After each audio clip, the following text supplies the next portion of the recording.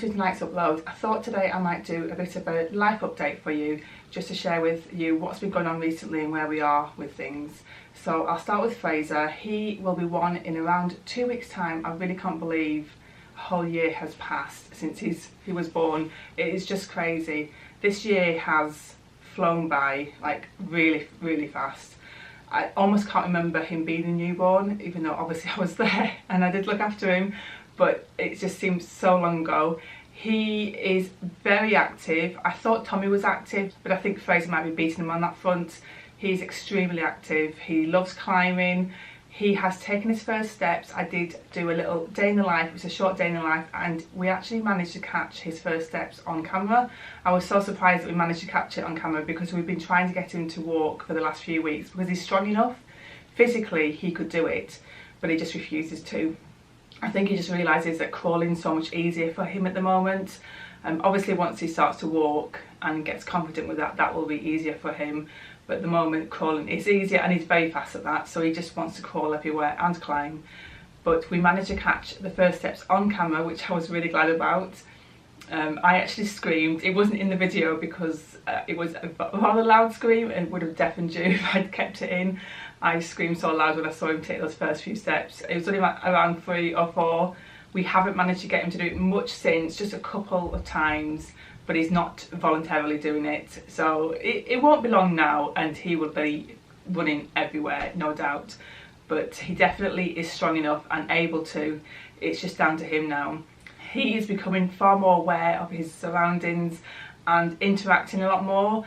It's almost like he's talking to us and telling us things, and if we start singing, it's like he's singing along with us. Obviously he's not singing the words, but it is like he's singing along with us in whatever song that we're singing, so it's really cute. And he is a lovely age now. It is still hard work with him. He still needs to be looked after a lot, maybe even more than he did, because he is into everything and climbing in places that he really shouldn't climb, and it's quite dangerous at times, so I need to be there with him constantly. So it is hard work still, but he is getting at a nice age now where we can interact with him, and his personality is coming out, and he's becoming more aware of things and getting a lovely little relationship with Tommy. He absolutely adores Tommy.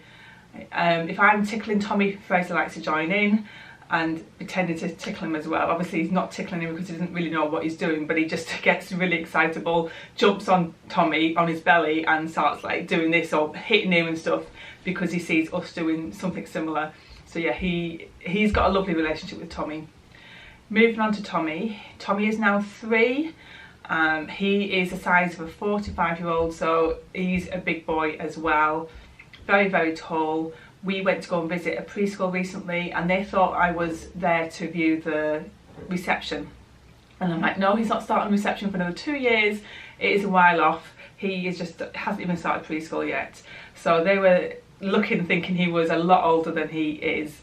He was still only 2 at the time, and I'm like, no, he's a very tall 2-year-old. But we've got him a place, and it's very close to home, which is nice. And he will be going to preschool in January. He has been going to nursery since he was around 16 months old.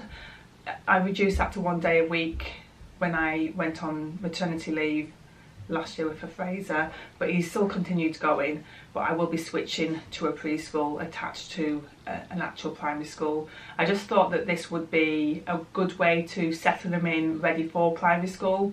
Whether we get him into that primary school or not, obviously that will depend on whether we want him to go there or whether he actually gets in.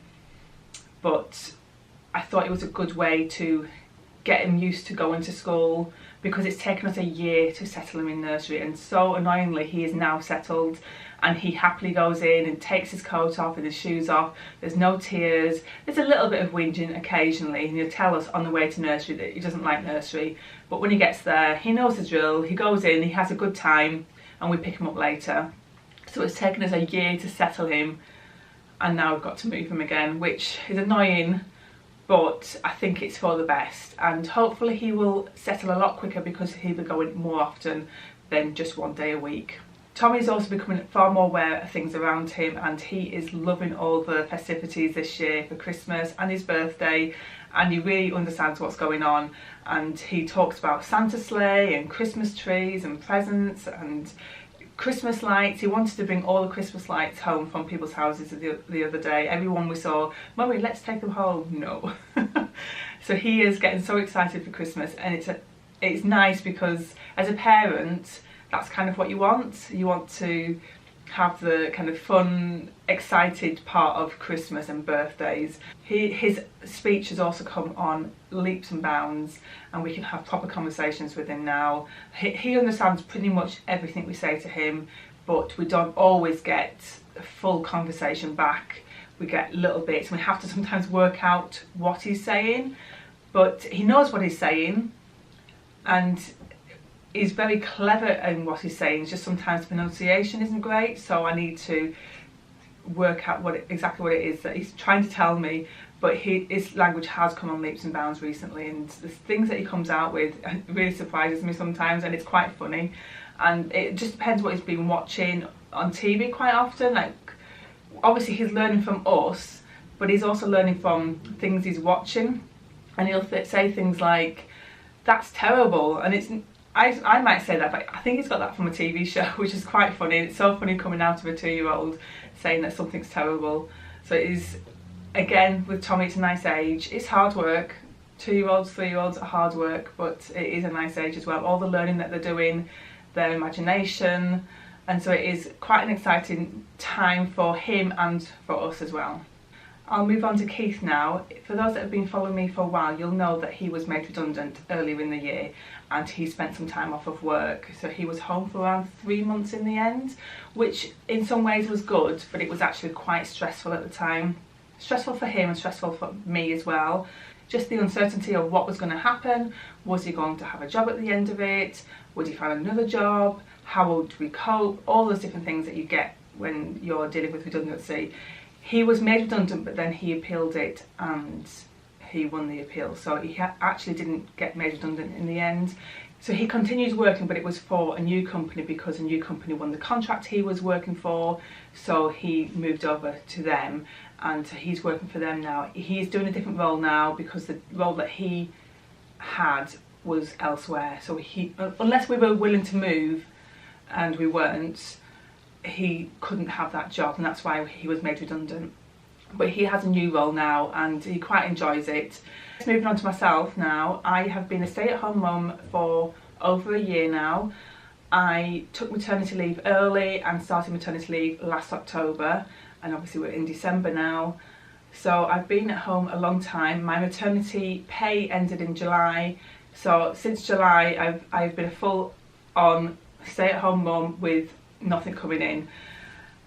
I would say that I both enjoy it and don't enjoy it. I don't want to go out to work. I want to be at home with the boys.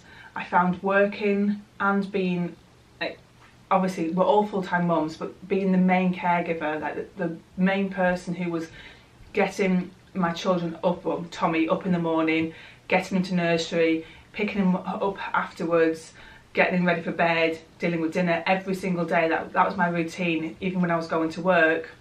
Obviously I didn't have him in those hours when I was at work, and that was a nice break. I got lunch breaks, which I don't get now. So it swings and roundabouts, which is easier, which is harder. But I found that balance of work and being a mum really, really difficult. I felt like I couldn't give 100% to work, and I couldn't give 100% to being a mum. And it might have been 50-50, I don't know. I just found the balance really, really difficult. So I'm glad that I'm at home with them. I do enjoy it, but I'm finding it difficult that I can't contribute financially to the family.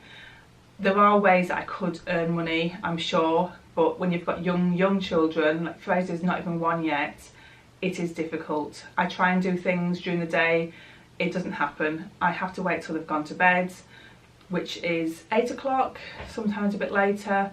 And if you're trying to go to bed at a reasonable time, that is not a lot of time to also keep on top of everything in the house and give yourself some time out, try and earn some extra money. It just isn't easy. So I do find being a stay-at-home mum both enjoyable and not enjoyable. I also need the break. I could do with a day a week just to myself, and I wouldn't sit around doing nothing. I definitely would keep myself busy, but doing jobs without children around, I really could do with that, but it's not an option at the moment. So I just try and make the best of it where I can, but I know I could benefit from that greatly. This year also I haven't had the best health. I was poorly for around 2 weeks back at the end of August, and since then I've had a couple of doctor's appointments and they wanted to run a few tests just to see if everything was okay. It was to do with my bowels, and those tests some of them came back clear and some came back slightly raised. So I redid the tests and they were still slightly raised. So I'm now booked in to have a colonoscopy. I can't say that word very well. That will happen in January. I am not looking forward to it, but I'm hoping for clear results so I can put it all behind me and know that everything's fine. I have been fine since the summer. There's just been a couple of times when my symptoms, I guess, have come back, but that could be for whatever reason. It might not even be related. So obviously I'm hoping that everything's clear, but I'm really not looking forward to that. I also went to the doctors to see about a lump which was down below on my lady bits, but when I went back there was nothing there, and she said it was probably just a cyst and it could come and go. So I'm glad about that as well, but it is a worry when those things happen. So at least the lump is not there, and that's one less worry to think about. Now I just need to get this procedure done in January and get that out of the way and hope that that's gone as well, and then we can just concentrate on getting our family back on track financially so that we can enjoy life a bit more without as much worry. So I'm not really sure what plans we have for the new year. Tommy obviously will be going off to preschool, so he will be there more often than he has been going to nursery, so there's a big change there. But I'll still have Fraser with me every day, obviously. Keith will continue working. I'll still be a stay-at-home mum, hopefully still making videos for you guys. We haven't got anything else major planned for the new year. We will probably still be doing work on the garden. That has been slow. I was planning to do an update of the garden at the end of summer, but there wasn't that much finished, and there wasn't, like, what I wanted to be finished didn't get done, so I didn't do that. So I will probably leave that till spring, after the winter, and hopefully we've done a few jobs, because we keep planning to do these jobs and it just takes so much time. But we have got big plans for the garden, it's just time and money is the issue. But I will probably do another update of the garden. It has come on a lot. When I look at pictures of where it started from, it has come on a lot. So I guess I need that reminder of where we started and where we are now.